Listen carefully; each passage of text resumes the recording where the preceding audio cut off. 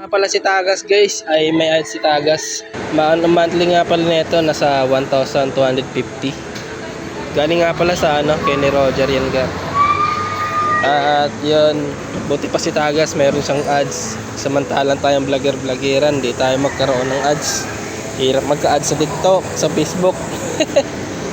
Ito na many driving light natin. At pupunta nga pala tayo dun sa may kasi pwede magpapalit tayo nito. Tapos bibigyan tayo ng 200 pesos. Alright, let's go tayo guys. Ito guys, nakarating na nga pala tayo dito guys. Magpapalit nga pala tayo nito guys. Bibigyan tayo 200. Ito na papalitan. Yung ads lang. Alright, tanggalin na natin ito guys.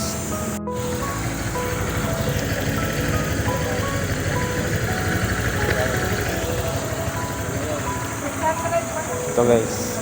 Yan na natin. Papalit. Pero pares lang Small wheels. Ito ang health looks good on you. At yan na guys. Nakabit na natin guys. Ito. Health looks.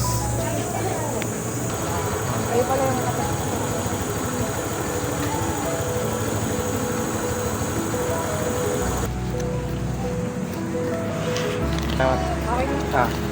Okay na.